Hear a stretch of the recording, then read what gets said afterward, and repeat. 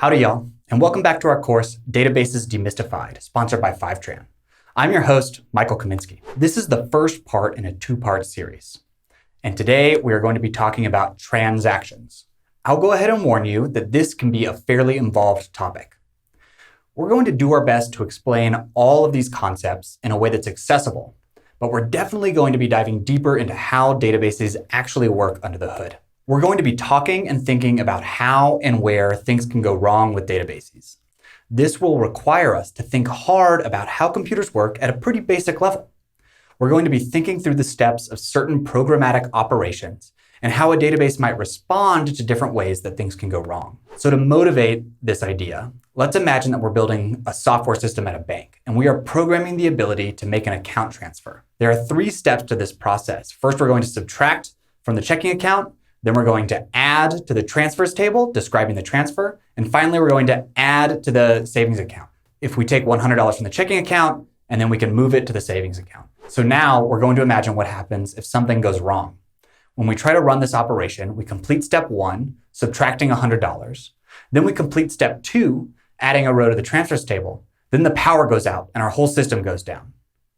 The question you should be asking yourself is, what happened to that $100? Did we just subtract $100 from the checking account and lose it? Is it gone forever because we never added it back to the savings account? This seems really bad, and it is. And these types of issues are a lot more common than you might think. We need a way for our databases to be robust to these types of failures. So that brings us to transactions. Transactions are going to help make sure that we don't end up in this bad state where we've misplaced some of our clients' money. So what is a transaction? Transactions allow us to execute certain commands altogether. It's going to tell us what has or hasn't been saved permanently, and it's useful in all databases, not just ones optimized specifically for transactional workloads. However, as we'll learn in the next episode, databases that are optimized for transactional workloads are going to have more fine-tuned control over how these transactions work, and it's going to have the ability to process a lot of them very quickly. Before we get further into this lesson, it's important to understand the idea of database constraints. These are really important, and they're especially important as we talk about where transactions can be most useful. Database constraints are things that programmers use to tell databases what types of data are valid or not. You might have a column that is declared to be unique, that may only have unique values in it. Maybe it's a user email field in our web application, so each user must have a different, distinct email address. You might have a constraint that a column can't be null, that it can't have any missing values in it. Or you might specify that a column is an integer and can't have any text values in it. There are lots of these different types of constraints that one might want to enforce at the database level.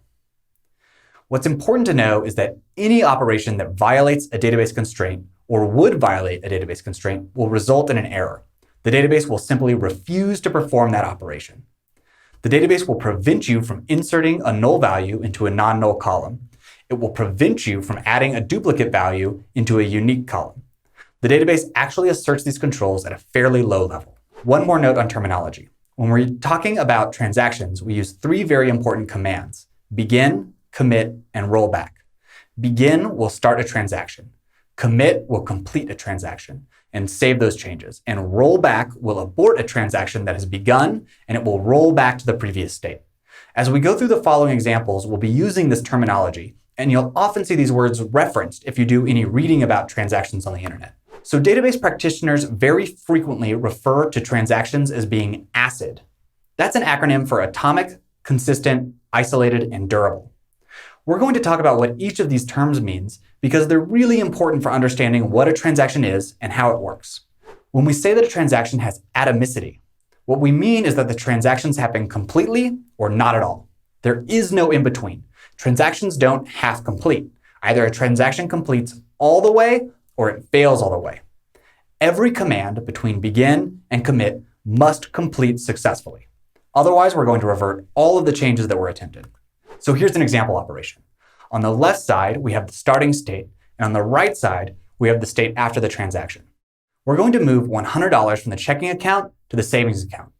Since the transaction commits successfully, we can see the changes reflected in our account on the right-hand side. When we repeat this same process but we encounter an error, for any reason at all, we can see that after we roll back, the values in our accounts on the right-hand side are back to what they were before we started the transaction, so no changes were made. The next concept, the C in ACID, is consistency. This means that databases must maintain a valid state. By the end of the transaction, the database must obey all of the constraints that are on the database. The database may never go from a valid state to an invalid state via transaction. What that means is that all of the constraints are going to be checked by the end of the transaction to make sure that we did not, in fact, violate one of these constraints. Otherwise, our transaction will get rolled back. Transactions maintain consistency, which allows us to more easily reason about our database and be confident that we don't end up in an invalid state. Isolation. This is a really important concept that has a lot of layers to it. We're going to dive deeper into isolation in our next lesson, Transactions Part 2. So we're only going to give a high-level example for now. If you want to go deeper into this, definitely tune into the next episode. So the idea behind isolation is that transactions shouldn't interfere with each other. We'll give an example of how this goes wrong if we don't have good isolation in our database. Let's imagine that we have two transactions that the database is running simultaneously. We want to make sure that they don't interact in a way that causes problems in our data. We can imagine that we have transaction 1, which is a really long-running and complicated transaction. It starts with subtracting $100 from the checking account balance. Then, while transaction is still running, we start transaction 2, and we subtract another $100 from the checking account balance. So we subtracted 100, then another 100, now our balance is at 300. But what happens if our second transaction commits, but after that, our first transaction rolls back? We're going to end up in a bad state, where the application thinks that the second transaction was performed, but the database ends up in a state as if it wasn't. This is really bad. We want our transactions to be isolated so that this problem doesn't happen, so that they run independently. In Transactions Part 2, we'll dive deeply into the different ways that isolation can be a problem and how different databases deal with it. The last important concept, the D in ACID, is durability. This is the thing that is most obvious for a database. This is the part where we save the data that we have. Once a transaction completes, it should be saved to disk, and then we can treat it as permanent. Before the transaction completes, before that commit happens, the changes are not saved to disk. They're not permanent. But then, as soon as we get to commit, that's when we write it to disk, and the changes are stored, at least until the database makes other changes in the future.